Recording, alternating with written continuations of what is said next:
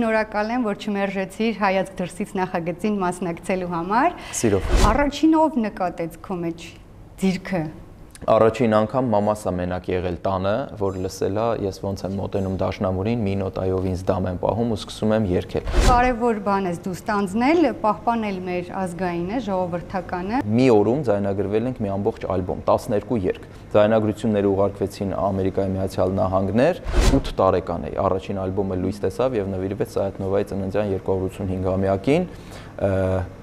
8 տարեկան հրաշք մանուկը հայրենիք են։ Երգով երաժշտությամբ հնարավոր է մարդուն կոտրել, մարդուն հուզել, երջանկացնել, մարդիկ երգի երաժշտության տակ պատերազմ են գնում, պատերազմ են հաղթում։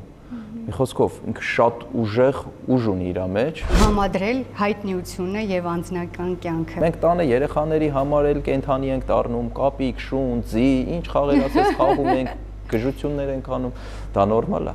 Ոչ մերոնց համար, ոչ էլ ես ինքս չեմ զգում ինձ ոչ հայտնի, ոչ երգիչ, ոչ արտիստ։ Այսօր Գուրգենի ծննդյան տարեդարձն է։ Չեմ։ Երազանք պահի։